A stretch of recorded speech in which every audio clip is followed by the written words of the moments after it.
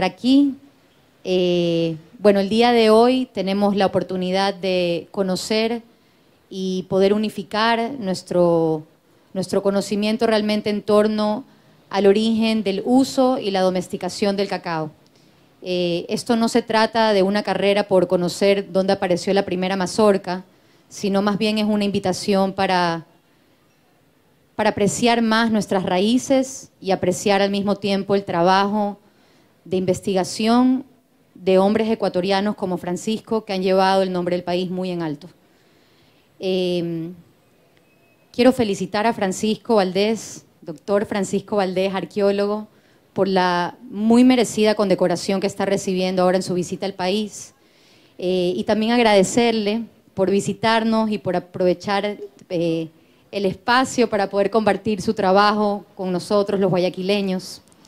Al mismo tiempo también quiero agradecer al municipio porque realmente es un proyecto de ellos, en especial a la empresa pública de turismo y también es empresa pública de turismo y civismo, exacto, la señora Gloria Gallardo, y también aprovechar para en nuestras fiestas de octubre entender y comprender que fue a través del cacao que se generaron recursos que fueron los que financiaron la toma de cuarteles del 9 de octubre de 1820. O sea que también al mismo tiempo que viva Guayaquil. Bueno, finalmente quiero agradecer al doctor Jorge Marcos. Para nosotros es un honor tenerlo aquí. Todo el museo lo respeta y admira mucho su gran carrera y todo el conocimiento que ha aportado. Bienvenido, muchísimas gracias por participar en el museo. Y finalmente el cacao nos vuelve a unir, estamos aquí no de una manera muy distinta a la que lo hacían nuestros ancestros, como fuente de inspiración, de bienestar y de conocimiento, de conexión también. Entonces, bienvenidos a todos, doctor Marcos, un gusto. Un cálido aplauso, por favor.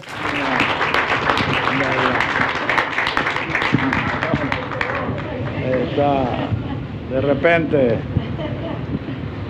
pongo para todo un poco. Bueno, voy a hablar sobre lo que pasa, lo que nos reúne. Y verdaderamente empecé haciendo algo. Voy a hablar sobre lo que nos reúne, por supuesto.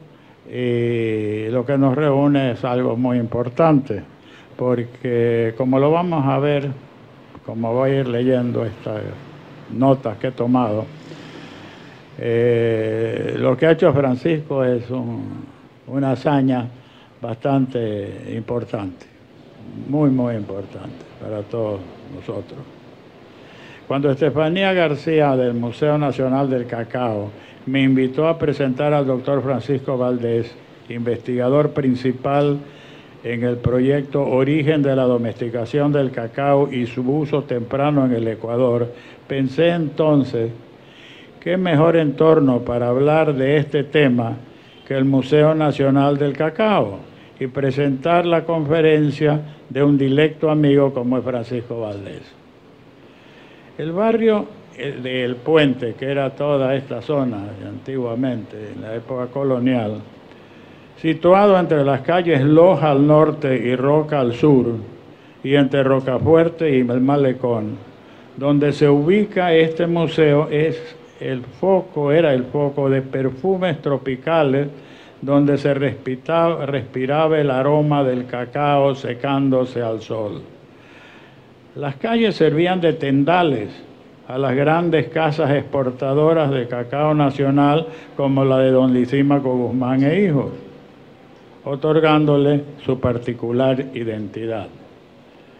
Este llegaba a Guayaquil desde las generosas plantaciones de la cuenca del Guayas, del Golfo de Guayaquil, como Balauchico, la María de las Morlas, la Puná Vieja de los Rubira, la Bola de Oro de doña Rafaela Pino, y Roca y Molestino,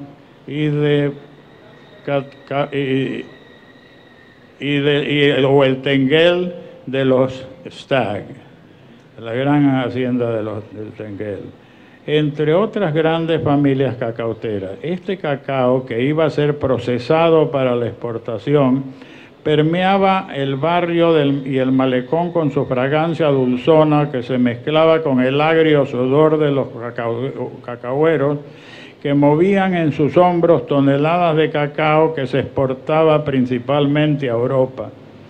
Ellos eran la otra cara del prodigio del cacao. Esto permitía que las familias de los exportadores pudiesen vivir en abundancia en París, Londres o Ginebra, o construir sus grandes mansiones. En la esquina suroeste de Panamá y Imbabura, el arquitecto Macaferri construyó esta casa que fuera de don Walter Guzmán Aspiazo y su esposa doña Violeta Marcos de Icaza, y muchas otras que demostraban el poder económico de la época. Presentar la conferencia de Francisco es una tarea que honra, porque es preguntar a alguien que no solamente es un notable investigador, sino un verdadero descubridor, ya que ha logrado aclarar lo que durante muchas centurias venía siendo objeto de discusión científica. La pregunta, ¿de dónde se domesticó el cacao?, venía preocupando a muchos investigadores. Ya en 1914 Van Hal proponía a Centroamérica como el foco de la domesticación del Teobroma cacao, enfocando en el área de Soconusco. 30 años más tarde, Chisman, en 1944, planteaba que el centro de origen del cacao era el Alto Amazonas entre Colombia y Ecuador, mientras Richard Evans Schultes propuso desde Harvard que el cacao lo llevaron migrantes desde el noroeste de Sudamérica a México antes de la llegada de los europeos. En 1964, el botánico catalán Josep Cuatrecasas, gozando de una beca postdoctoral en el Smithsonian Institution en Washington, se basó en el principio de Vavilov, haciendo notar que en ninguna región del Neotrópico existían tantos géneros y especies de cacao como en el Alto Amazonas y el Orinoco, lo que le permitió argumentar que esta región fue el centro de manipulación de la familia de las teobrominas. La invitación a presentar a Francisco fue especialmente emocionante, ya que trajo a mi memoria una época cuando fui candidato doctorado en la Universidad de Illinois, en Urbana-Champaign, y me registré en el Seminario de Orígenes de la Agricultura que organizaba de Beth, Heimowitz y Lathrop, y en el que me salió de ensuerte investigar y escribir sobre el cacao. En la búsqueda de información tuve que agradecer el apoyo del doctor Cuatrecasa, que me recibió en varias ocasiones y me facilitó una copia de su tesis y sus sabios consejos. Pero estas preguntas seguían flotando sin resolverse. Ha sido el héroe de esta jornada, aquí Francisco, el que ha podido finalmente dar con la respuesta correcta. A Francisco Valdés lo conocí, creo que hablamos en el Congreso de Bogotá en 1985 y luego nos vimos en París. Y entonces, en el historial de sus investigaciones lo encontramos haciendo sus primeros trabajos en la provincia de Esmeraldas, siguiendo los pasos de José Alcina Franch y Jean-François Bouchard, y luego estudiando allí la cosecha del agua, acompañado de un equipo de estudiantes ecuatorianos, entre los que se encontraba Alexandra Yepes, su esposa. Luego estuvo en México, llevando adelante estudios geográficos y arqueológicos con la misión francesa, el CNRS, y más tarde de regreso en el Ecuador, donde organizó con otros colegas franceses y un colega peruano, Quirino Olivera, un congreso sobre arqueología del área de Zamora Chinchipe. Era alrededor de 2007-2008 cuando Francisco y su equipo todavía hacía turnos de investigación entre la Tolita de Esmeraldas y el sitio La Palanda. Todo esto se refleja en las más de 70 publicaciones que ha llevado a cabo. Las varias veces que nos encontramos y departimos con Francisco fue sobre su lucha por defender el yacimiento y sobre lo que nos hablará hoy. Se lo conoce también como Santana La Florida y se encuentra situado en la cuenca hidrográfica Mayo Chinchipe, donde Francisco y el equipo de investigadores que lo apoya han hecho varios descubrimientos. Primero, confirmaron el uso de maíz desde el formativo temprano en el área hace más de 5.000 años, y más recientemente el origen del Teobroma cacao en el sur oriente ecuatoriano, haciendo del cacao la marca país del Ecuador. Por sus logros en sus varios años de investigación, por su trayectoria, dedicación y aporte al liderar el equipo que permitió determinar que el origen de la domesticación del cacao ocurrió en Ecuador, el primer mandatario le impuso la merecidísima condecoración de la Orden Nacional al Mérito en el grado de comendador. El Ecuador ha sido siempre considerado la mejor fuente para el chocolate fino, el cacao de arriba. Pero a pesar de esta visión tradicional, también nos trae a la memoria la monilla, la escoba de la bruja y otras plagas que destruyeron las mejores plantaciones de cacao ecuatoriano por las desidias de muchos de sus dueños, que prefirieron gastarse lo que recibían sin preocuparse de mantener las huertas donde crecía la pepa de oro que les permitía vivir en Europa.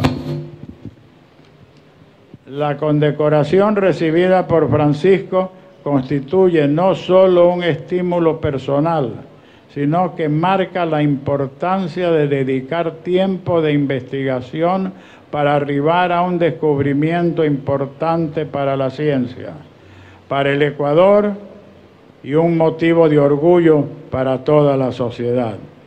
Pienso como tienen que luchar los investigadores para escribir la historia antigua de nuestro país, para lograr recuperar científicamente una arqueología. Francisco merece todos los premios y distinciones y merece todo el apoyo para continuar aportando.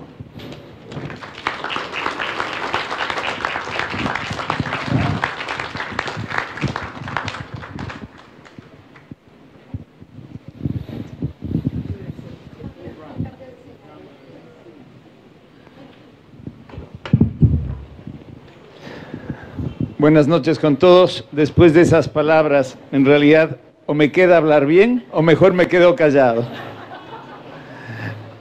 Les agradezco por haber venido esta noche. Me voy a permitir sentarme acá para poder cambiar un poco las imágenes mientras le converso. Si es que no me mato antes. Más acá. Ahí creo que está bien. Bueno, vamos a ver si es cierto tanta maravilla, ¿ya? Me voy a permitir hablarles sobre dos cosas. La importancia de la alta Amazonía en lo que es el origen del cacao. Y esta es una pregunta clave. Jorge ya lo dijo. Hasta 1914 se pensaba que Mesoamérica, Guatemala, México, era el origen del cacao. ¿Y por qué? Porque simple y llanamente los europeos lo descubrieron ahí. Yo tengo que descubrir dónde están las flechas. Eso. Listo. Entonces vamos a ver que la ciencia nos ha ido demostrando, a pesar de que los botánicos decían sería normal que la Amazonía sea el origen del cacao, porque es ahí donde hay la mayor cantidad de diversidad de plantas silvestres y al mismo tiempo domesticadas hoy en día. Desde los años 40 se viene repitiendo esto, ¿no? Gisman ya lo dijo en el año 44, pero la gente cuando tiene algo metido en la cabeza es difícil sacársela de ahí y hay que traer pruebas contundentes. Las informaciones más antiguas que se tenía sobre el origen del cacao venían de la región que se suponía que era la región originaria.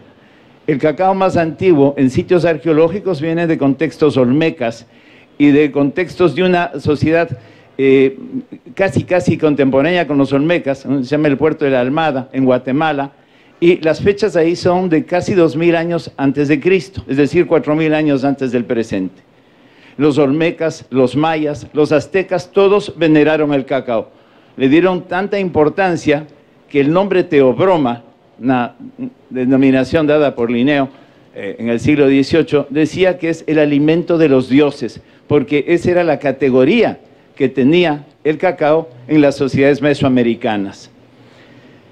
Nadie ponía en juego el origen, ¿no? Hasta comienzos del siglo XX en que la ciencia comenzó a hacer su estudio, pero no habían las pruebas materiales, o sea, la diversidad amazónica estaba ahí, pero que el hombre la haya usado en Sudamérica, era muy bonito repetir, pero no habían las pruebas materiales para ello. Por eso, yo voy a hablar del origen del cacao que se encuentra en la Alta Amazonía y las evidencias encontradas en Palanda. Palanda es uno de los cantones de la provincia de Zamora Chinchipe, en la Alta Amazonía. Y vamos a ver que la evidencia que nosotros hemos encontrado ahí viene de un sitio que se llama Santana la Florida y que ha sido fechado entre 5500 y 5300 años antes del presente. Solo con esas fechas ya estamos 1500 años antes que el uso del cacao más temprano en Mesoamérica. Ahora, lo importante, y esta es mi verdad, para mí el cacao es una especie de la cereza en el pastel cultural de la Amazonía. ¿Por qué? Porque cuando nosotros entramos a la Amazonía, nunca teníamos la idea de descubrir ni el origen del cacao, ni el origen de nada. Simplemente queríamos saber qué estaba pasando en esta área de la provincia de Zamora Chinchipe, que durante casi 200 años estuvo en conflicto continuo con la vecina República del Perú. Hasta la firma de la paz de 1999, el Ministerio de Defensa tenía esta como una zona restringida. Uno no podía ingresar a determinadas áreas, por un lado. Por otro lado, no habían vías de comunicación. Las vías de comunicación comienzan a ampliarse a lo largo de Zamora Chinchipe hacia el fin de la década de los 80, comienzos de los 90, con la guerra se detuvo, pero a partir del 2000, del 99, comenzaron las construcciones de grandes ejes. El cuarto eje vial, que supuestamente es una ruta que viene y atraviesa la Amazonía, cruza el Perú, llega al Ecuador, pasa por aquí, de Loja, se tira hacia Machala y une el Atlántico y el Pacífico. Es decir, todo configuraba para que a partir de la década del 2000, los millennials, podríamos comenzar a trabajar ahí y ver lo que estaba pasando.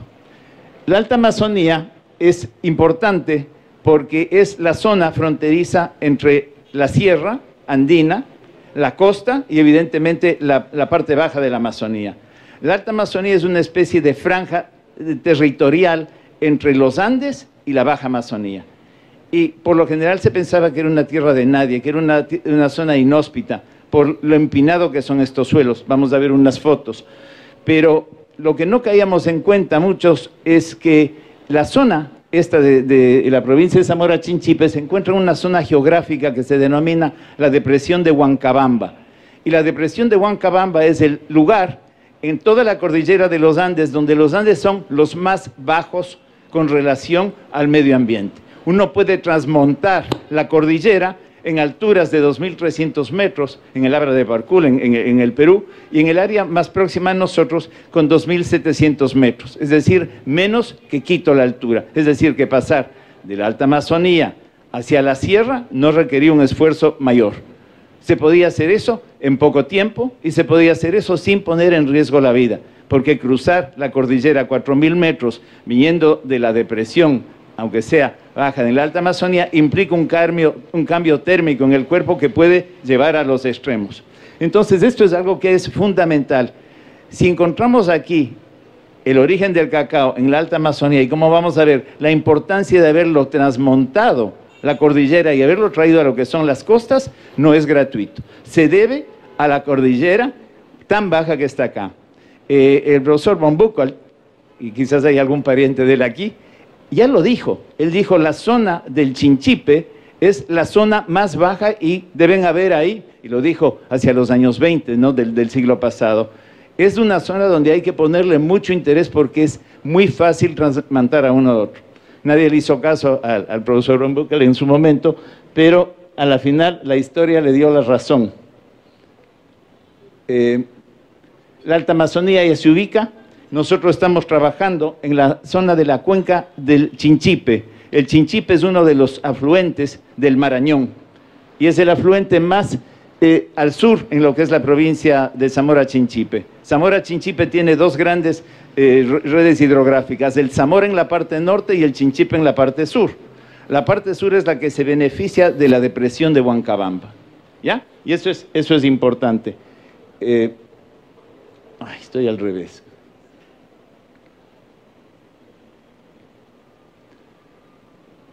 Ya, a que tengan una idea de lo que me refiero, a la cuenca del Chinchipe, aquí estamos a 1.600 metros de altura, cerca de un pueblito que se llama Valladolid.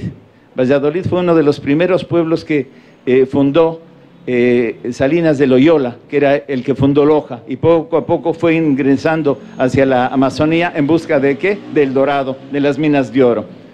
Él fundó Valladolid hacia 1547, más o menos, y siguió rumbo abajo. Él siguió hasta el Pongo de Manseriche y fundó varias ciudades por ahí.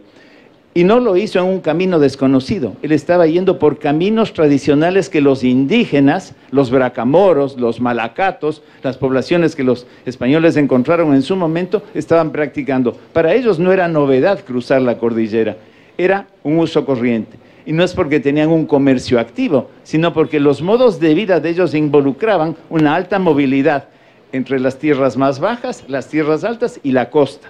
Y evidencias de eso es lo que tenemos y yo voy a demostrar ahora. Entonces estamos viendo cómo cambia el paisaje. Desde las alturas empinadas, la cuenca es muy estrecha, pero a medida en que se va bajando, el Chinchipe va cobrando caudal. El río de pronto se vuelve navegable hacia los 600 metros, hacia los 400 metros. Antes es imposible.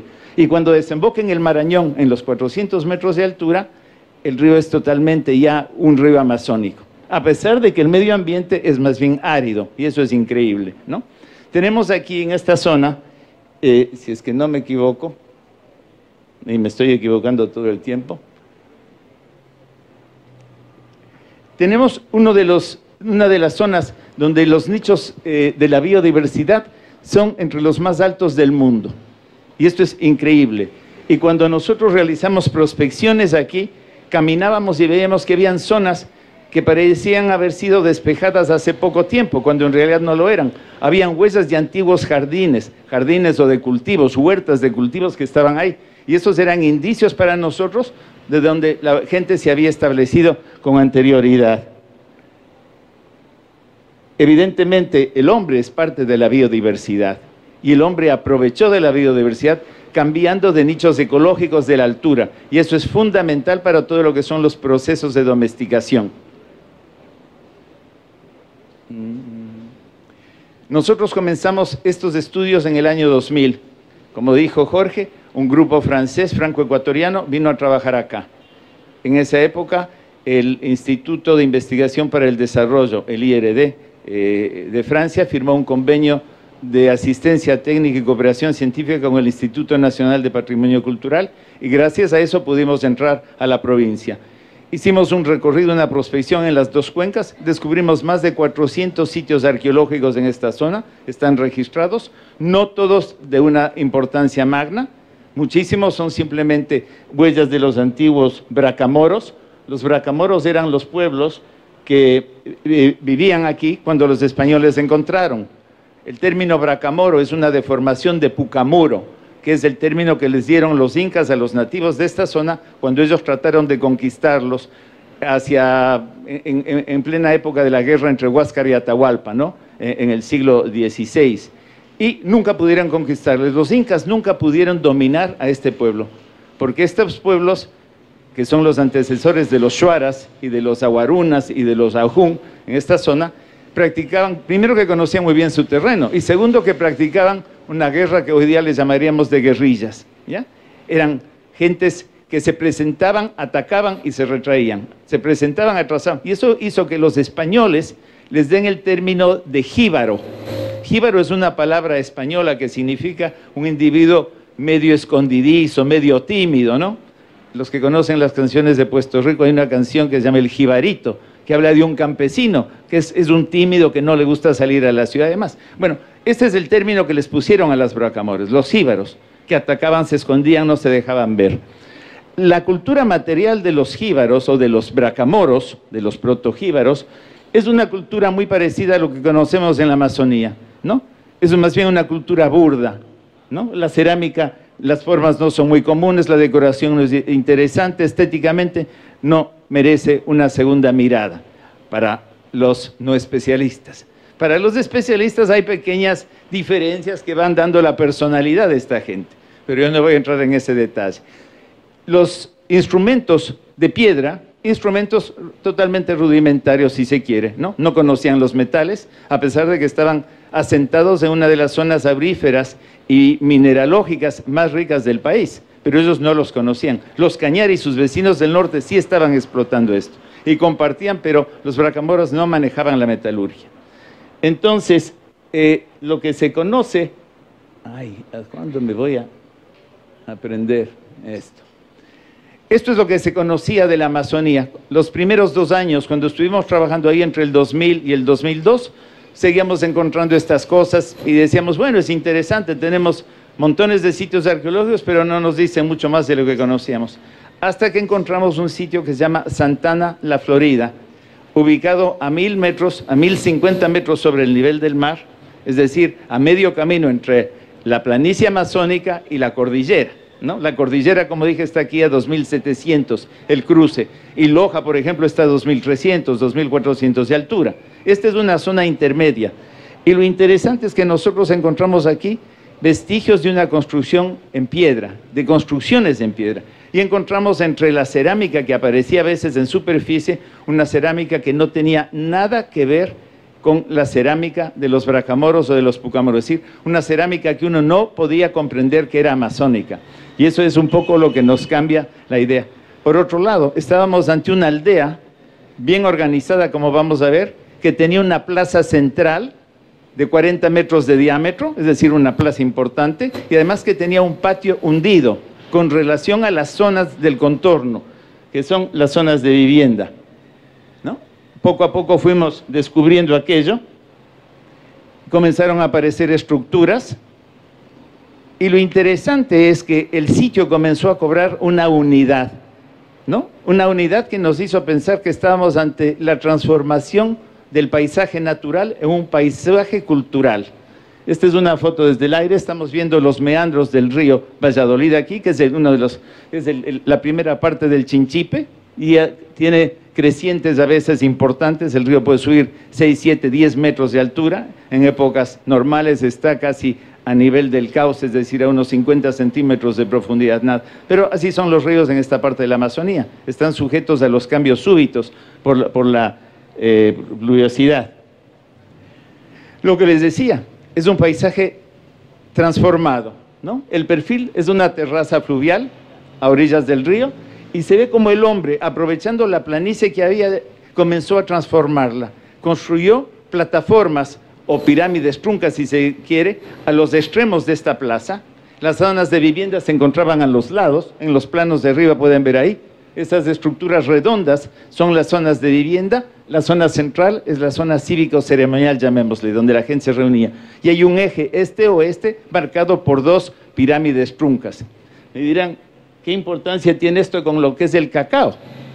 Lo importante es que el cacao aquí tenía la misma significación que tenía en Mesoamérica, solo que nosotros no gozamos de los cronistas que decían que era para los mesoamericanos.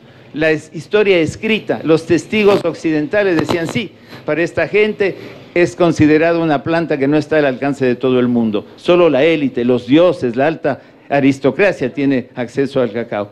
Aquí nosotros no sabíamos nada, solo sabíamos que había una estructuración del espacio que hacía que no eran poblaciones de cazadores recolectores silvestres, ¿no? Es gente que manejaba el espacio, lo había organizado, lo había transformado. Y eso ya nos da una noción de cierta cultura o casi del proceso de civilización. El hombre transforma la naturaleza para sacar provecho. Lo más raro es que las fechas que comenzamos a tener eran tremendamente antiguas, ¿ya? Las fechas muy cercanas al margen del río comenzaban con 5.000, 5.300, 5.500, y a medida en que nos íbamos más hacia adentro, la ocupación del sitio ha variado. Entonces la ocupación del sitio tiene casi 2.000 años por esta cultura que nosotros no la habíamos conocido antes y le dimos el nombre de Mayo Chinchipe Marañón. Así como Valdivia se llama Valdivia por el pueblito de Valdivia. Aquí no teníamos un pueblito, no le pusimos la cultura Palanda, le pusimos la cultura Mayo Chinchipe Marañón. ¿Por qué? Porque la cultura material que se encontraba está dispersa a lo largo de toda la cuenca del río Chinchipe hasta el Marañón. Y por eso en la práctica hoy día es una cuenca binacional que nosotros identificamos como un centro ceremonial. La aldea se transformó en un centro ceremonial y hay arquitectura en piedra, ¿no? Aquí vamos a ver las construcciones, creo que lo suficientemente oscuro para que se vean, ¿no? Hay la organización espacial, diferencia espacios domésticos de los espacios cívicos. Y esto es una de las características de la civilización, ¿no? No estamos viviendo así a la buena de Dios. Ahora, lo interesante es que la arquitectura que ellos están utilizando no es una arquitectura cualquiera. Ellos están practicando lo que se llama una arquitectura en espiral para la construcción de los montículos. Y esto es muy sencillo. Funcionalmente es lógico. Al acumular tierra para construir una tola o un montículo, en una zona donde llueve tanto, la erosión hace que se diluya la tierra y se desvanezca el montículo. Aquí lo que hicieron fue ir poniendo muros de piedra de contención concéntricos para ir afianzando la tierra a medida en que el montículo crecía. Esto crecía como los anillos de una cebolla. Y eso es lo que se llama la arquitectura en espiral. Ahora, lo interesante es que el vórtex, el punto central de la espiral, resultó ser una hoguera ceremonial que nosotros podríamos considerarle como un altar. ¿Por qué? Porque una vez de que limpiamos la hoguera y bajamos, aquí en esta foto de la derecha, van a ver cómo está efectivamente el inicio de la espiral, las piedras sobrepuestas de lo que va a ser la estructura. Cuando bajamos de eso, encontramos unas ofrendas que no eran funerarias, ofrendas votivas, ¿no? Que estaban sacralizando esta hoguera. Para hacer una analogía, las iglesias católicas en los altares tienen, ¿cómo se llaman estas? las reliquias de los santos, ¿no? Algo parecido está pasando aquí, no tenían reliquias de santos, pero fíjense en las fotografías de las ofrendas de ahí, ¿no? Son cosas en piedra verde, hay cantidades de collares de turquesa, ¿no? Que a primera vista no se parece en nada de lo que es la Amazonía, no se parece en nada de lo que era la cultura de los Bracamoro. Ay. Lo mismo está sucediendo en el Perú, en el pueblo de Jaén, al otro extremo, muy cerca ya de la desembocadura, hay un sitio que se llama La Huaca Monte Grande, donde tenemos exactamente lo mismo, la arquitectura en espiral, que está marcando. Este es el sitio hermano del sitio de Palanda, ¿ya? La antigüedad de este sitio puede ser contemporáneo, todavía no hay fechas de carbono 14 que nos dan, pero la cultura material es la misma, la arquitectura es la misma, las evidencias son casi las mismas, ¿no? Y esto es importante. Y este es un sitio que está siendo trabajado por el doctor Quirino Olivera, que es nativo de la región de Bagua, es un alto amazónico, y que le tiene amor a su tierra. Él trabajó durante años en Zipán, ¿no? Con el profesor Walter Alba, era su mano derecha, él se encargó de hacer que viaje Zipán y se lo conozca al mundo. Yo le conocí cuando él vino trayendo la exposición de Zipán a Quito, y lo montaron en el Ichimbía en el año 2004. Desde ahí nos identificamos y no hemos parado de trabajar juntos. Porque lo que él hace comparte, lo que yo hago comparte. Y es la única manera de comprender una cultura binacional. ¿Ya? Ahora, esta plataforma, construida, como les digo, como anillos de cebolla, es interesante porque la cima de este montículo sirvió de templo y la parte del subsuelo sirvió de camposanto. Se encontraron varias tumbas, varios enterramientos en su interior, y enterramientos no comunes, enterramientos de élite. ¿Por qué digo de élite? Por la calidad de las ofrendas que acompañaban. En todo el otro contorno no hay huellas de enterramientos. Los comunes, vayan ustedes a saber dónde se enterraban, no hemos encontrado vestigios, están exclusivamente aquí, ¿ya? Y lo interesante es que gracias a esto conservado en el montículo, se pudo conservar lo que nos permite hablar del cacao en algún momento dado. ¿Por qué? Porque muy cerca de la espiral, ven aquí a esta loguera antes de excavarse, justo en la parte de atrás donde ven esa cuadrícula, asomó la boca de una tumba de tiro, una tumba de pozo, una tumba que bajaba 2,30 metros en profundidad, y a esa profundidad encontramos una cámara funeraria donde van a ver la cantidad de objetos que se encontraron ahí, ¿no? Este piso fue sellado con fuego, es decir, tenemos las fechas de cuando quemaron esto, lo que nos da bastante certeza sobre la antigüedad, y sobre todo estaban invioladas. Todas las ofrendas que se encontraron ahí habían sido depositadas hace 4.500 años, hace 4.800 años, y no habían sido tocadas. Lo que significa que todo lo que estaba ahí adentro no ha tenido contaminación ni moderna, ni tampoco muy antigua. Y por eso las evidencias que se encontraron aquí son totalmente confiables.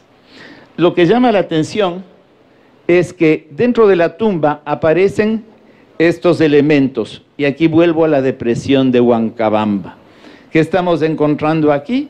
Hace 5.000 años estamos encontrando la presencia del pututu, es decir, del strombus, el caracol marino, que hasta la actualidad sirve para convocar a todas las festividades indígenas, y al mismo tiempo estamos encontrando el spondylus, ¿ya?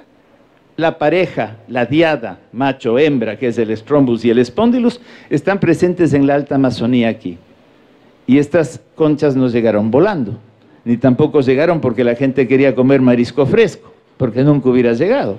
Esto viene acá como parte de una ideología, el intercambio, la interacción entre costa, sierra y alta Amazonía, está aquí presente y evidenciada. No me imagino yo interpreto la evidencia que está saliendo ahí, ¿ya?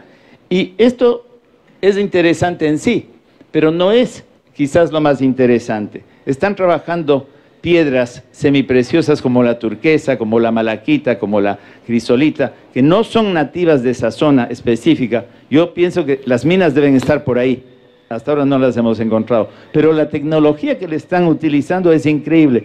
Fíjense, las partes de esta aquí arriba son dos como eslabones de una cadena, hechas a partir de un disco le cortaron y son como cadenitas, eran parte de unas orejeras, ¿no? Es interesante. Todo esto nos habla de la calidad de los artesanos de esa época. Aparecen ollas, aparecen más collares, ¿ya?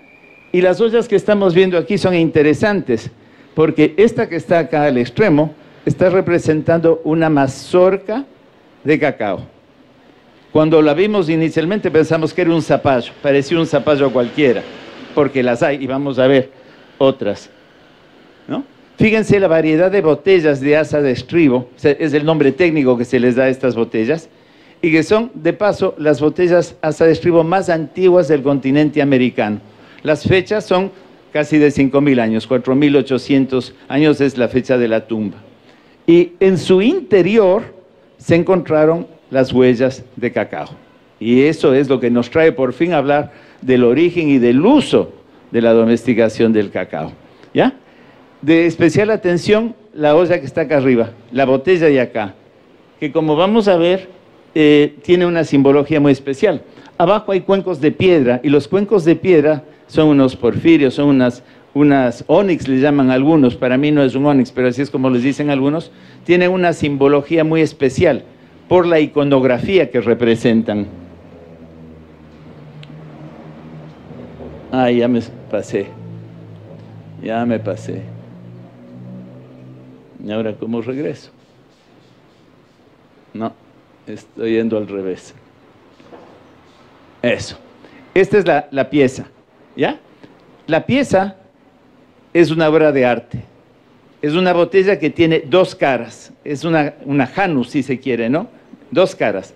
Una cara, desgraciadamente no la vemos muy claro por el efecto de la noche, es una cara pasible, totalmente tranquila. El otro lado de la cara está representando una boca de felino, de acuerdo a la iconografía de Valdivia, es decir, con el labio partido y una especie de lengua que cae para abajo. Es la representación del jaguar en Valdivia. Esta botella es interesante porque está representando a un individuo que se transforma en jaguar, y eso es lo típico de la transformación chamánica. Los brujos, para llegar al otro mundo, se transforman en jaguar, se convierten en las fuerzas del cosmos. Eso es interesante. Ahora, lo más interesante es que la figura está emergiendo ¿de qué? De la bivalva del Spondylus, ¿ya? El individuo está saliendo, este chamán está saliendo de la bivalva del Spondylus, y al mismo tiempo tiene una especie de casco que es la otra mitad de la bivalva. Es decir, toda la ideología de la civilización andina está aquí presente. Además de que en su interior había una bebida de cacao, ¿ya? Y la bebida de cacao en una ofrenda funeraria es una bebida que se está llevando al otro mundo, en parte como ofrenda para que le acepten en el otro mundo y en parte como la energía vital que él necesita para el viaje, para el trayecto hacia el otro mundo. Todas esas cosas que yo les digo es la interpretación que hago yo en base a la cultura material, pero no la saco de la manga, ¿no? Está metida en la literatura antropológica, etnográfica, arqueológica. Yo simplemente estoy interpretando lo que estas cosas dicen. Esta es la escritura del arqueólogo. El arqueólogo no tiene libros, tiene que interpretar la cultura material a partir de aquí. Otro recipiente que salió aquí es este chanchito, le dicen algunos. Es en realidad un recipiente antropomorfo, la cabeza está ahí claramente, y si le notan, tiene una de las mejillas hinchadas totalmente. Y esto es lo que suele decirse de los chancadores de coca, los que están masticando coca, ¿ya? La masticación de coca. Y es interesante, bueno, hay una representación de algo que podría ser un masticador de coca, pero en realidad en el interior del recipiente nosotros encontramos la cal que se utiliza. Este es un recipiente conocido como una gipta, ¿no? Las hojas de coca, para extraer el alcaloide, tienen que mezclarse con la cal, y las hojas se meten en la cal, de ahí se la saca y se le mete a la boca, y en la boca se convierte en un laboratorio químico. Al estar masticando, no se traga las hojas, se le está masticando, y la saliva que genera esto es lo que hace que ingrese el alcaloide, ¿ya? Esta es una representación interesante, es probablemente una de las primeras representaciones de un chancador de coca. Y lo interesante es que tiene la fecha más o menos de Valdivia 3, y la coca está ingresando a Valdivia más o menos hacia Valdivia 3. ¿Y por dónde está ingresando? Por la depresión de Huancabamba, digamos, el cruce de la cordillera, ¿ya? En el sitio hay coca, coca silvestre, no estamos cultivando coca, esta es la coca silvestre que hay, que los campesinos la utilizan como un remedio casero. Dicen que es lo mejor para los dolores menstruales, dolores de cabeza, etcétera, etcétera, ¿no?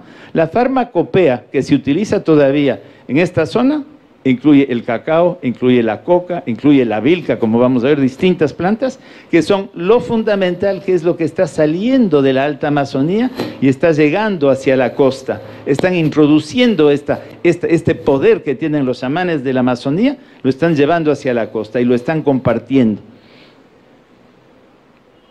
Esta es la iconografía que aparece en los cuencos de piedra. Estamos viendo aquí la representación en este extremo de un individuo, bicéfalo, hay dos cabezas, pero en cada brazo, un brazo es normal, en el otro brazo está sosteniendo una serpiente y en el otro es un huamán, es decir, una especie de águila, un halcón, ¿ya? Y son los elementos típicos de la transformación chamánica. Él está controlando eso. Cuando uno ve el recipiente acá, con esos puntitos, los puntitos no aparecen nada, pero fíjense lo que van representando, los ojos, el cuerpo y demás. La pieza de la mitad es genial, esta es la obra maestra, ¿ya? Es un cuenco bicolor, la mitad es gris blancuzca, la otra mitad es roja. La parte blancuzca tiene la representación de un cóndor, se lo nota arriba facilito, de un puma en la parte central y de una especie de loro. En la parte de abajo, en cambio, hay la serpiente, el águila arpía y el jaguar. Es decir, las deidades de la selva tropical se mezclan con las deidades de la cordillera, el cóndor, el puma y demás, y está aquí representado a media altura, a 1000 metros sobre el nivel del mar, está representado esto. La gente que hizo esto no solo que sabía dónde ir a buscar esta piedra de 2 colores y de su finura especial, sino que tenía la capacidad de dibujar, de grabar en una piedra dura este mensaje ideológico que es fundamental en la interacción. Y el otro también está representando la transformación de un hombre en un ave, ¿no? El vuelo chamánico está presente ahí.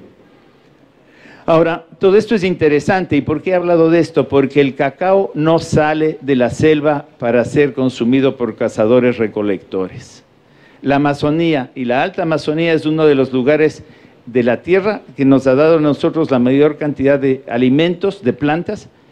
Aquí se han domesticado las plantas que para nosotros son lo más comunes, lo más usuales. Y muchas de estas plantas fueron identificadas en el sitio, ¿no? Tenemos ahí la yuca, el maní, el yerén, el ñame, que son especies de camotes, ¿no? La papachina, otro camote, la chira, el ají, una variedad de ají, una variedad de poroto, ¿no? De Phaseolus, el cacao y la coca, ¿no? Todo esto viene aquí de la Alta Amazonía. Y de estos 10 o 12 productos que están ahí, 8 fueron encontrados en Palanda, como parte del proceso de la utilización. No eran cazadores, recolectores, silvestres, pescadores que andaban errando por el monte. Cultivaban estas plantas y las utilizaban a diario. ¿Y por qué digo que las utilizaban a diario? Porque las encontramos no solo en las ofrendas funerarias, sino sobre todo en los basurales, en los depósitos cotidianos de la gente. Las viviendas tenían basurales, deshacíanse de la basura, la ponían a un lado, y de ahí vienen esas evidencias, ¿no? Este es un trabajo fundamental de Pearsall, Deborah Pearsall lo publicó en el 2008, donde está hablando de todo esto. Y para mí fue un anillo al dedo esto, porque aquí está todo lo que yo estoy contando ahora, lo que encontramos nosotros. Y ella ya lo dijo desde el 2008, nosotros lo estábamos identificando en esas épocas. En el 2010 tenemos ya la certeza de esto, ¿no? El sitio se convirtió, y aquí sí voy a hacer una clara aclaración, y subrayo la palabra clara aclaración a pesar de la redundancia. Valdés no descubre el cacao. Valdés descubre un sitio y lo presenta de manera nítida, pulcra, para que los especialistas que saben lo que es el cacao, saben lo que es identificar el cacao, vengan al sitio y trabajen con nosotros e identifiquen el sitio. La doctora Sonia Zarillo, que le vemos allá a la izquierda, era doctorante de la Universidad de Calgary en su momento. Ella es la especialista en lo que es la identificación de los gránulos de almidón de las plantas. Y ella identifica, ella vino acá al sitio, como dijo Jorge, vino al sitio a buscar maíz. Ella conocía ya nuestras fechas. Ella se acercó y me dijo, Francisco, me interesaría ver si en tu sitio hay evidencia de maíz hace 5.000 años. Yo dije, por favor, ven, ¿no? Y ella hizo una recolección primero de las especies del sector, tenía datos comparativos y excavó con nosotros. ¿Y se excavó qué? No las ofrendas, no las tumbas, sino los basurales. Y en los basurales ella encontró todas las plantas que mencionamos hace un rato, entre otras el cacao. ¿Ella fue por lana y salió trasquilada? No, fue por maíz y salió con chicha de cacao. Y al mismo tiempo encontró chicha de maíz, como vamos a ver, en las ofrendas. En la otra foto está la doctora Claire Lenot, que es probablemente la especialista, es la genetista más renombrada del cacao, ¿ya? La doctora Lenot es del CIRAD, es un centro de investigación internacional de Francia, el CIRAD de eso. Ella cuando supo de nuestras fechas y supo que ya habíamos publicado lo que Sonia había identificado como los gránulos de almidón de cacao, ella vino y dijo, mira, a mí me interesaría ver si tenemos la suerte de lograr identificar el ADN de ese cacao. Ella vino al sitio en el 2013 y para los genetistas la única prueba que vale es la que ellas sacan con sus manos, porque la contaminación es muy fácil de hacer. Entonces ella vino con su equipo y estuvimos excavando. Bueno, solo ella excavaba con guantes, nosotros no, pero ella tenía todas las precauciones del caso.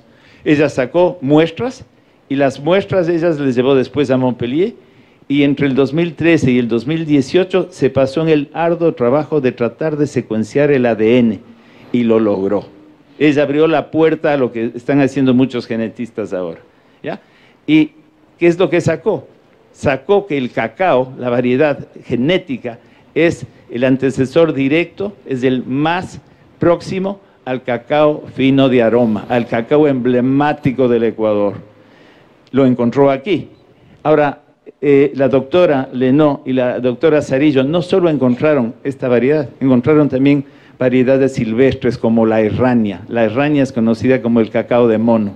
En el sitio se estaban utilizando especies domesticadas y especies silvestres. Es decir, el proceso de la domesticación. Quizás no todo el mundo sabe lo que es la domesticación. La domesticación de las plantas o de animales es cuando el hombre interviene de una manera inconsciente en este momento y transforma genéticamente a las plantas de manera que él puede reproducir a voluntad la planta. No depende de la naturaleza de que se generen solas. Él logra domesticar la planta cuando él lo hace, tiene la capacidad de sembrar y que la planta se reproduzca. No toda semilla que se siembra se reproduce. Tiene que ser la planta intervenida genéticamente. Y eso se da con una selección que es involuntaria. En el caso del cacao, por ejemplo, venían de la selva, venían recogiendo mazorcas, venían masticando la pulpa, venían refrescándose, llegaban allá y botaban las pepas, ¿ya? Y tantos llevaban unas variedades, otras variedades que germinaban ahí. Y la polinización de la una y de la otra llevaba cambios genéticos en las plantas. Y ese es el proceso de la domesticación. El hombre comprendió qué planta le daba qué sabor le era preferido para tal cosa, para tal otra cosa, y comenzó a jugar con la genética de una manera experimental. Entonces, tenemos aquí, gracias a la evidencia que encontraron estas doctoras, al proceso de domesticación, estamos casi al final del proceso de la domesticación del cacao. Y con la variedad emblemática, cacao fino de aroma, y otras variedades, porque hay 11 variedades de cacao, como saben los especialistas, ¿ya? Ahora, aquí le vemos a la doctora Sarillo, de los tiestitos que recogió, limpiando, sacando. Ella tuvo la suerte de encontrar en uno de estos tiestos restos orgánicos, ¿ya? Y estos restos orgánicos calcinados le permitieron sacar fechas de carbono 14 directa, no del contexto, sino directamente del resto orgánico. Y el resto orgánico de cacao, a ella le dio la fecha, y eso lo aclaro y lo subrayo, no soy yo el que mandé esa fecha, mandó la doctora Sarillo de lo que ella sacó, le salió la fecha de 5.500, 5.300 de antigüedad antes del presente, ¿ya? Y cuando me trajo esto, me dijo, how do you like them apples? O sea, ¿qué te parece esto, no? Y yo me caí para atrás, pues dije, no es posible. Ya teníamos fechas de 5.000, pero no tanto y sobre todo asociadas a esto de acá, ¿ya? Y eso es importante, yo siempre señalo a César lo que es de César. Ella identificó los gránulos de almidón, Los gránulos de almidón, quizás conviene aclarar, todas las plantas tienen gránulos de almidón. Hay un porcentaje de almidón en todas las plantas. Los gránulos de almidón de cada planta son un poco como la huella digital. Aquí estamos viendo unas fotos, ¿no? El especialista reconoce, dice, este gránulo de almidón pertenece a tal planta, ¿no? Ella se dio el trabajo de recolectar las plantas que había en la zona y conocía los gránulos de almidón de todas las plantas de la zona. Por eso ella pudo identificar con certeza qué era de lo que estaba hablando, ¿ya? Ahora, el problema es que en esa época no había mucha gente que creía en los gránulos de almidón, era dudoso. Decían, sí, puede ser, cómo no puede ser, todavía es un método experimental, dudoso. Entonces, nos sugirieron los mesoamericanistas de que hagamos una prueba clave, la prueba de la firma bioquímica de la planta. Todas las plantas tienen componentes químicos, las moléculas. Se llevaron las muestras de aquí a la Universidad Clark en California, y ahí procedieron a hacer las pruebas. Y efectivamente demostraron que la muestra de cacao que se habían encontrado acá contenían los 3 elementos que son lo típico del cacao: la teobromina, la cafeína y la teofinina. Son los 3 elementos. Cuando estos 3 elementos están juntos, no hay duda en absoluto, eso es cacao y no es otra cosa. Es decir, segunda prueba, el gránulos de almidón, la firma bioquímica. Y la cereza sobre la torta es la genética, ¿no? La genética demostró el ADN que corresponde al cacao, ¿ya? Entonces, estas son las pruebas y estos son los objetos de ahí. En esta recipiente de acá arriba, en esta especie de donut que está acá arriba, ahí la doctora Sarillo encontró gránulos de almidón de maíz. En esta botella, evidentemente, había una chicha de maíz. Y en la de allá había una bebida, quizás fermentada o no. A mí me gusta pensar, porque el proceso de fabricación de cacao incluye la fermentación, de una especie de chicha de cacao. Sabemos muy bien la importancia de la chicha o de las bebidas cordiales en la dinámica social, ¿ya? Todo es más naranja con un traguito. Al otro mundo se entraba con su botellita de lo que estamos haciendo allá. La chicha de maíz, la chicha de cacao, la chicha de molle, en fin, ¿ya? Y esta era la importancia que tenían ellos. Lo utilizaban cotidianamente y por eso hay restos en la basura, pero también tenía la significación especial, la ceremonialidad de acompañar a los muertos. Era de alguna manera lo mejor que tenían. Yo no puedo decir que es el teobroma el alimento de los dioses, pero sí era una ofrenda que se llevaba al otro lado del mundo, para hacerse aceptar o para tener la energía para atravesar el mundo. Entonces, cuando yo hablo el uso, ya no hay pila. Ya le tengo cansado al uno. No se preocupen, ya mismo voy a terminar. Les he cansado mucho quizás a ustedes. Ya. Bueno, ahí están las pruebas de las firmas bioquímicas, ¿no? Ahora, la doctora Lenó, la genetista, ella estaba trabajando en la provincia de Zamora Chinchipe. ¿Por qué? Porque ella tenía un convenio con el INAPI, todavía están haciendo ahí estudios para ver cómo mejoran el cacao. ¿A qué me refiero cómo mejoran? Cómo se combaten las plagas del cacao, cómo se fortifican las plantas para no tenerlas ahí. Entonces ella estaba trabajando ahí, ella tenía una colección de la provincia de Zamora Chinchipe, ¿no? Ella estaba trabajando ahí desde el año 2008, 2007. Nuestra primera noticia sale del 2010, ella ya tenía en su haber una colección de datos, y cuando se enteró que nosotros teníamos cacao ya quería saber, porque ella ya conocía el ADN de muchas de las variedades contemporáneas. Por eso es que ella vino y pidió trabajar con nosotros. De las muestras que ella sacó, de la tierra, de los tiestos y demás, todas estas muestras de aquí fueron fundamentales para la identificación del antiguo ADN. Ella pudo secuenciar no de una muestra, sino de una variedad de muestras, ¿no? Inclusive de unos morteritos de piedra que no he hablado, donde se molía la vilca, que es un alucinógeno potente, ¿no? Y que permite un contacto directo casi con el otro mundo, ¿no? Con el mundo de los dioses. Significa que en estos morteros se estaba mezclando cacao de alguna manera, ¿no? No bebida, yo qué sé, era parte de lo que se mezclaba ahí. El cacao no solo es alimento, el cacao es parte fundamental en la farmacopea, ¿no? Es un energizante, es riquísimo por muchas cosas, pero la corteza del cacao la mazorca del cacao quemada, la ceniza del cacao sirve como un antiséptico y como un desinflamante. Esto lo conocen los chamanes, los brujos ahí. Es decir, el cacao tiene 1001 propiedades. La calidad alimenticia es una de tantas.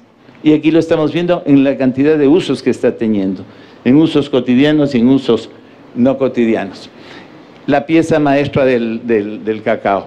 Del sitio salió, antes de que yo comience a excavar ahí, una mazorca de cacao en piedra pulida. Es un mortero, como los otros morteritos que vimos hace un ratico, ¿no? Y la pieza es fundamental, es tan bella porque es la evidencia del cacao. Y la doctora no pudo hacer una muestra, un muestreo de esto, y aquí también había cacao. En este mortero también habían huellas de... Aquí no se molía cacao, no, el grano de cacao casi entra en el receptáculo de ese mortero. Pero algo que estaban haciendo con el cacao lo estaban mezclando con otras cosas aquí. Y aquí también se encontró huellas de cacao. No voy a entrar en los detalles de esta pieza porque es una historia un poco anecdótica que no viene al caso porque nos va a hacer hervir la sangre a todos.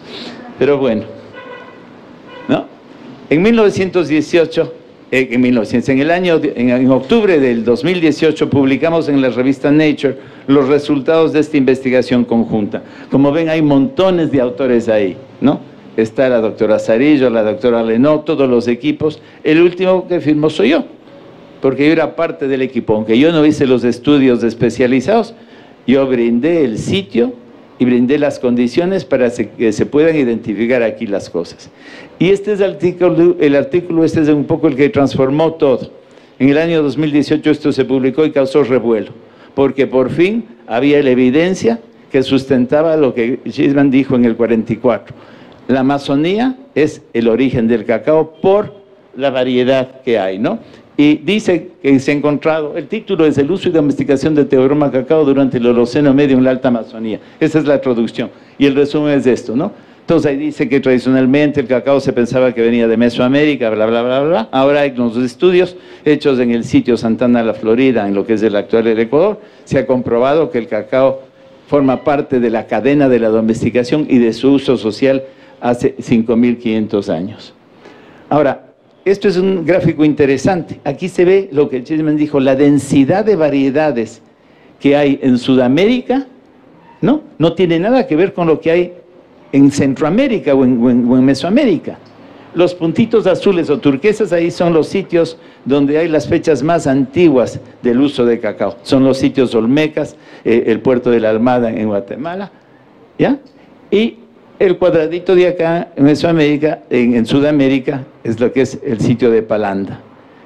Las fechas de ahí, casi 2.000 años antes de Cristo, aquí 3.500 años antes de Cristo, es decir, 5.500 años antes del presente. Es decir, hay una gran distancia entre el uso aquí y el uso allá. Entonces la pregunta clave es, ¿cómo salió de aquí y cómo llegó hasta allá? Porque ahora se sabe que el cacao es originario de la Amazonía y que de alguna manera llegó allá y fue utilizado allá con toda la importancia que tiene. Se sabe que hay 11 variedades de cacao, ¿ya? Y fíjense la distribución de estas variedades. En lo que es el Ecuador actual hay varias, ¿no? Entre otras el nacional, el curayay, el amelonado, en fin, no entro en los detalles. Pero esto un poco refuerza lo que vio el otro gráfico. Tal es la densidad de distintas variedades de cacao en la Amazonía que no puede ser originario de ninguna otra parte. Fíjense con relación a lo que es Mesoamérica y Centroamérica, México y Guatemala, prácticamente no hay. La denominación cacao criollo era el cacao que se cultivaba en México, en la zona de Soconusco, como dijo Jorge hace un rato. Y era criollo porque era el cacao local. El cacao forastero, que era la otra variedad, era todo lo que no venía de esta zona de Mesoamérica, es lo que venía, lo que ellos decían, de Sudamérica, de la cuenca del Orinoco, de por aquí. Y el trinitario era una variedad del forastero que había sido transformado en la isla de Trinidad, en el Caribe, ¿ya? Esas eran las 3 denominaciones típicas del cacao. Hoy día estas 3 denominaciones no significan nada, es histórico. Hay las 11 variedades, genéticamente son grupos, son familias, y se sabe que estas familias supuestamente se originaron de una sola variedad común, que se fueron diversificando por los micronichos en donde se fueron polinizando entre sí, se fueron diferenciando unos de otros. Y en parte el hombre fue responsable de esa selección, jugando con lo que él prefería, de acuerdo al suelo que tenía, de la necesidad que él tenía. ¿Ya? Es un proceso, la domesticación del cacao se piensa que tiene más de 8.000 años. ¿Ya? Nosotros en 5.500 estamos al final del proceso. ¿Ya? En realidad digo 8.000 años. Se dice que las primeras huellas de cacao, el antecesor, tienen algunos millones de años, ¿no? Esto es de épocas geológicas, ¿ya? Pero los genetistas le han seguido la pista y llegan a esta conclusión. Entonces, lo interesante es que en la Alta Amazonía el cacao fue utilizado, el proceso de domesticación se dio y el hombre se encargó de todo ese proceso, pero también, lo más importante, de transmontar los Andes, traerlos a la costa y de la costa hacer que suba progresivamente, ya sea por el mar o ya sea por las costas, por la tierra, por las orillas, el cacao llega a lo que es Centroamérica ahora. Por un lado venían las conchas, entre otras cosas, ¿no? La evidencia que tenemos, y por el otro lado venía el cacao y otras plantas medicinales y demás. La interacción regional, y esto es fundamental. No hay civilización si no hay contacto entre seres humanos. Y no solo es el contacto comercial. Aquí no se puede decir que estaban intercambiando esto por esta otra cosa. El motor que está detrás de eso es un motor ideológico. ¿Por qué vienen las conchas del Pacífico acá? Por la ideología, la fuerza, la potencia del espondylus y del strombus que vienen acá. Me dirán, ¿para qué querían fertilizar la Amazonía que es tan fértil? Bueno, en esta parte es fértil, pero más abajo, en la zona del Marañón, es casi desértica, ¿no? Es increíblemente, hay una vegetación xerofítica ahí. Entonces, para llegar hasta allá tenía que venir todo el trayecto, ¿ya? Y eso es lo importante. Nosotros hemos abierto la puerta. Hoy sabemos que la interacción Alta Amazonía, sierra y costa es muy antigua y que estas cosas están variando. Yo tengo aquí dos collares interesantes, ¿no? El de arriba fue incautado por la aduana en Jaén, es una joya. ¿Y qué tenemos ahí? En oro, mazorcas de cacao. Además de lapislázuli, aparentemente esa piedra azul parece ser lapislázuli. La de abajo es más interesante, es un collar de la cultura moche, eso fue excavado por Steve, ya me voy a acordar el apellido, Steve Vance, es un especialista de los moches. Y lo interesante es que las cuentas del collar son de espondylus, pero están representados mazorcas de cacao. Es decir, parte de esa ideología común está materializada aquí.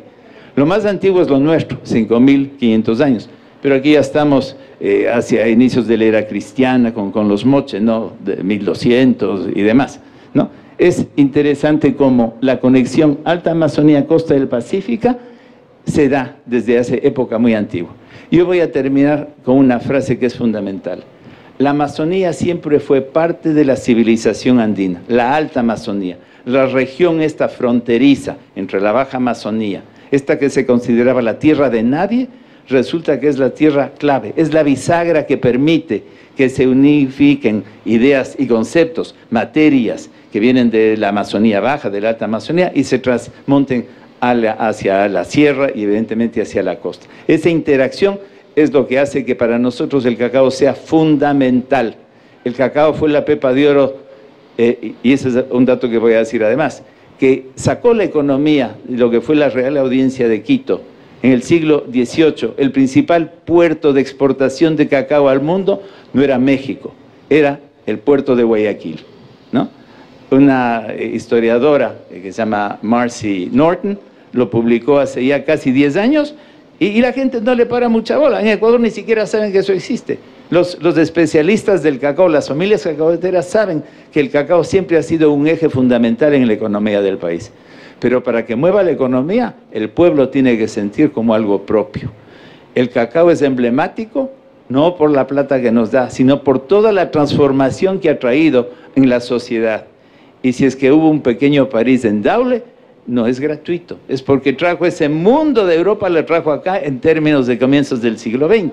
Es decir, el cacao es el motor de la interacción. Y esa es la importancia. El día de mañana, en ciencia nadie tiene la última palabra. El día de mañana puede ser que en Colombia encuentren algo más antiguo, o en el Perú, o en cualquier otro lado. Pero nosotros ya abrimos la puerta, metimos el dedo en la llaga. El cacao es amazónico, y aquí tenemos huellas del proceso de la domesticación y del uso. Eso es lo que se ha reconocido en mí, no en mí, sino en el equipo de los que estamos trabajando. Y no puedo dejar de mencionar no solo a los franceses que trabajaron, a Jean Gouffoy, a Geoffroy de Saulieu, Gaëtan Juillard, sino a Julio Hurtado, chico esmeraldeño que trabaja conmigo desde el año 82, a Alexandra Yepes, ¿no? mi esposa y al mismo tiempo arqueóloga, ¿no? Y la gente local, porque sin la gente local no hacemos nada. Si yo me doy el trabajo de conversar con ustedes esta noche, mañana o la semana pasada yo estuve en Palanda haciendo lo mismo con la gente de allá. Yo tengo la obligación de transmitir esto, para que la gente sienta el orgullo sano que tenemos todos ahora, ¿no? El cacao, maravilla, ¿no? En Guayaquil. Pero la gente de Palanda, la gente de la Amazonía, tiene que sentir el mismo orgullo, porque de ahí salió. Y no salió porque salió, sino porque había interacción entre las tres regiones. Y de eso se trata la civilización. Sin interacción no hay nada. Muchas gracias y disculpen que les haya aburrido.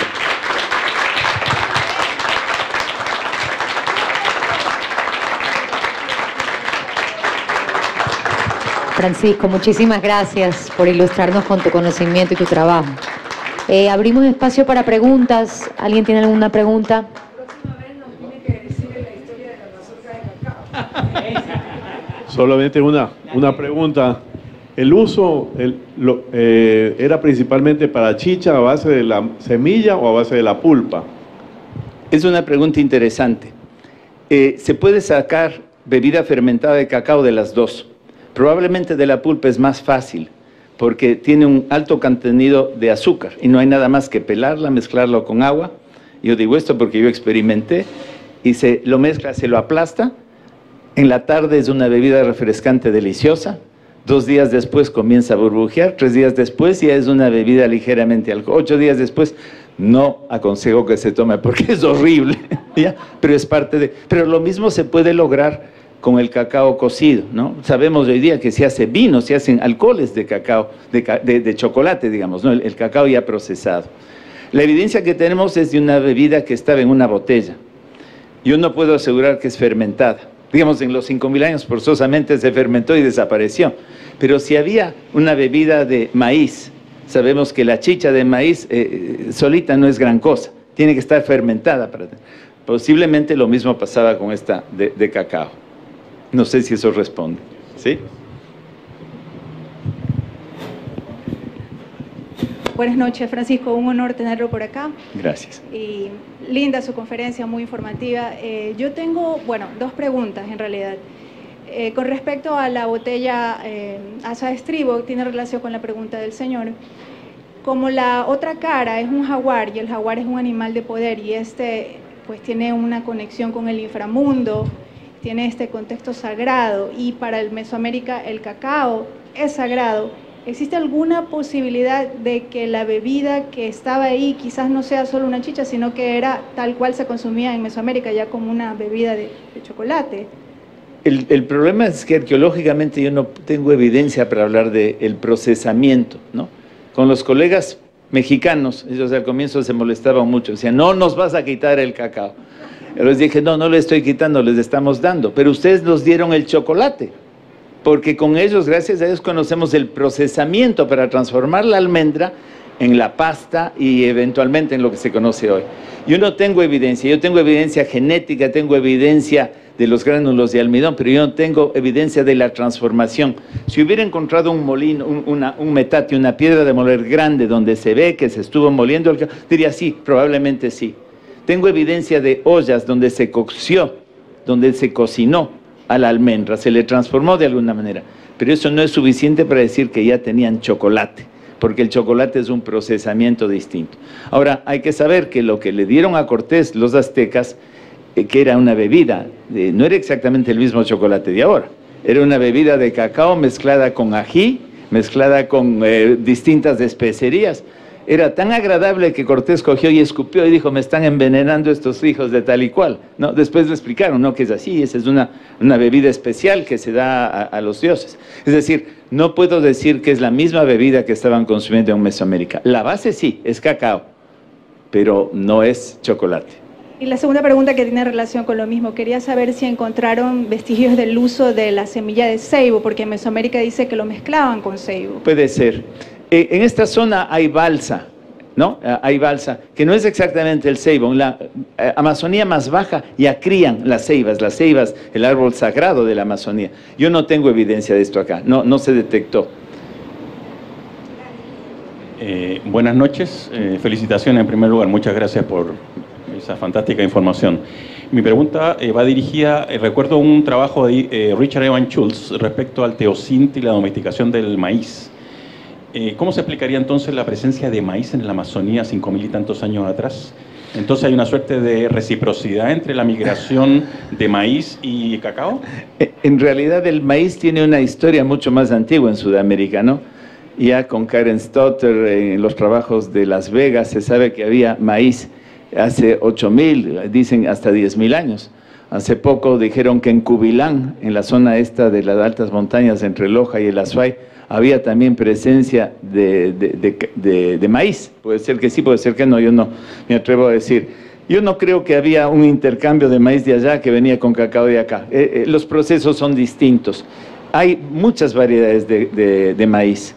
Hay un investigador que se llama Bruce Benz que está diciendo desde hace tiempos que hay una variedad de maíz distinto en Mesoamérica que no tiene nada que ver con el teosinte de la zona de Puebla, en fin, de por ahí, y que probablemente esa es una variedad que estaba bajando la costa del Pacífico, ¿ya? Desde hace miles de años, si es que ya lo había en Valdivia, si ya lo había en Las Vegas, es decir, muchísimo antes de los 5.500 que hay en la Amazonía, ¿ya? La presencia del maíz en la Amazonía sorprendió a Orellana, porque decían el maíz es típico de la sierra, ¿cómo es que llega antes? No, pero el plátano también llegó antes que Orellana, ya había plátano ahí cuando llegó Orellana, y no es que los españoles lo trajeron, el plátano por el uso y el intercambio llegó para allá. Con el maíz puede haber pasado algo parecido, ¿no? Sucedido algo parecido.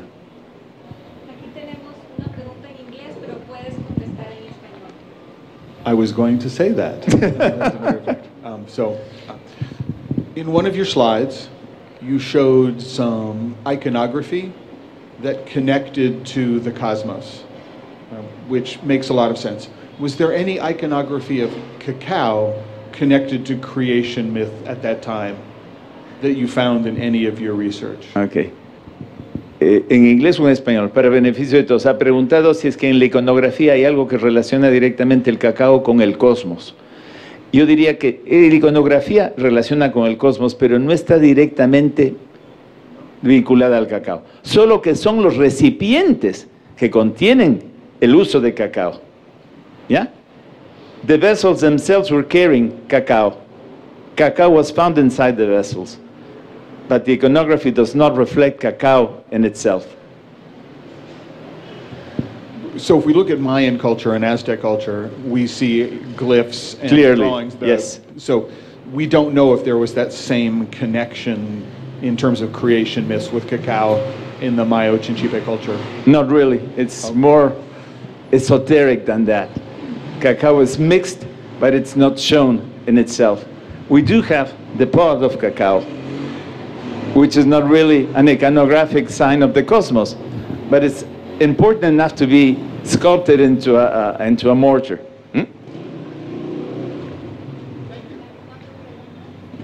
Jorge tenía una pregunta. Lo que te quería preguntar era cuando en las varias vasijas que mostraste, que eran dos, la una que tenía como el donut, ¿no? ¿Verdad? Había hacia acá en el centro, había una vasija que tenía pintura roja. Esa. Tenía cacao adentro. Y lo que es muy interesante porque es una forma típicamente de Valdivia II. Es de ese tamaño y tiene el labio doblado y tiene los pupos empujados a la... Tiene puntuación. Sí, puntuación así alrededor, en todos los lados. Sí. Ya. La única cosa que es diferente es que la otra no estaría pintada en la parte.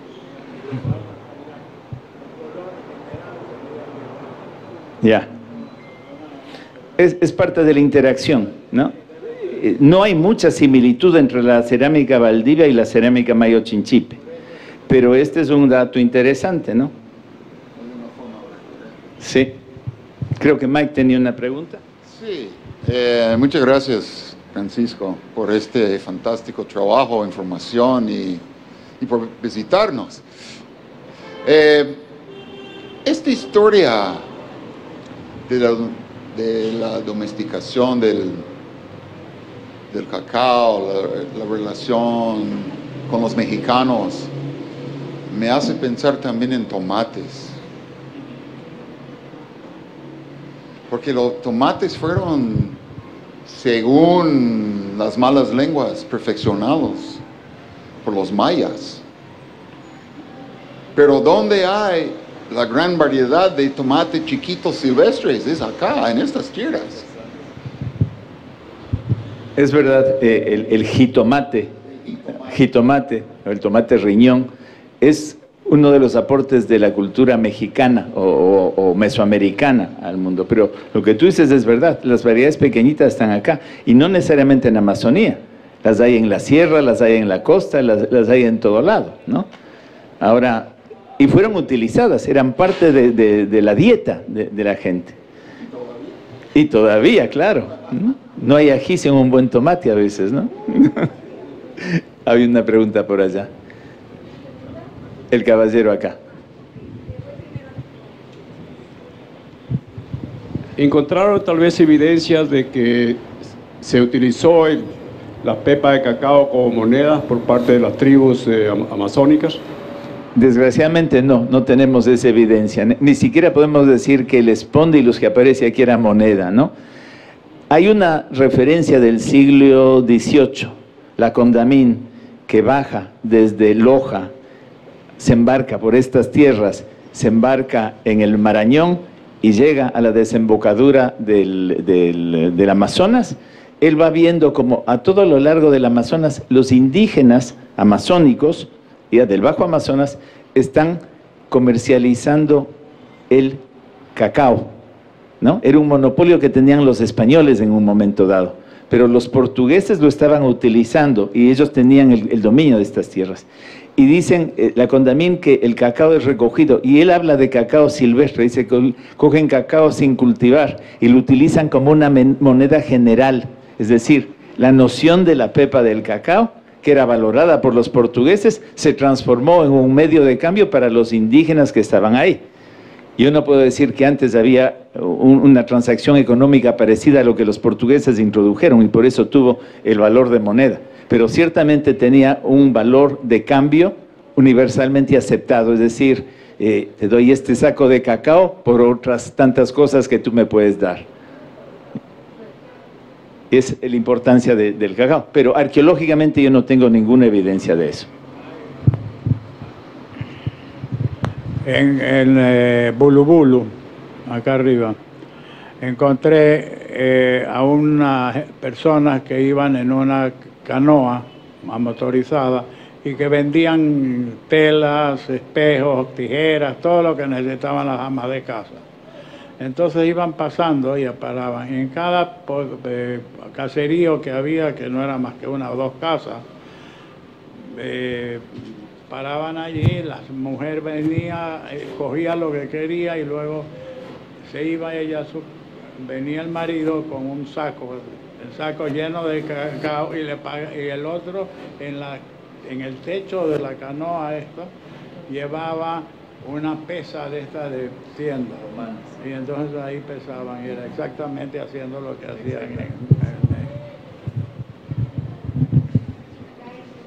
en realidad, muy buenas noches, ¿no? Interesantísima, de verdad la charla, qué gran espacio para aprender un poco. Dos preguntas. La primera sería, ¿tiene algún libro o está pensando en hacer algún libro con el tema relacionado? Si ya lo tiene, ¿dónde lo puedo conseguir o dónde se lo puede adquirir? Y la segunda pregunta sería, ¿existe algún de pronto vestigio en estas ceremonias la combinación de pronto con el ayahuasca? ya que tenían contacto con la Amazonía, pues, ¿no? Y la ayahuasca, pues, en un ritual ceremonial, pues, bastante amazónico.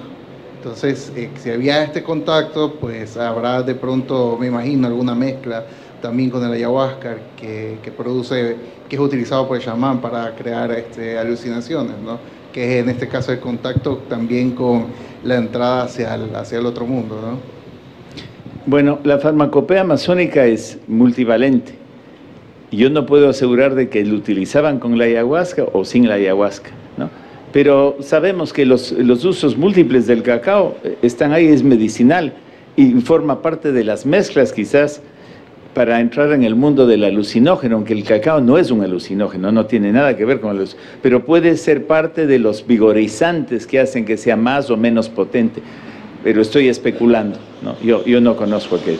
Publicaciones, tenemos algunas publicaciones en revistas. Yo estoy preparando sin fin, dice uno, la monografía del sitio Palanda, porque hay tanto que escribir y mientras más hablo, más se exprime y hay algo nuevo que decir, pero algún rato hay que decir basta, ¿no? Yo espero que para fin de este año tengamos la monografía de Palanda con la cultura maya Chinchipe.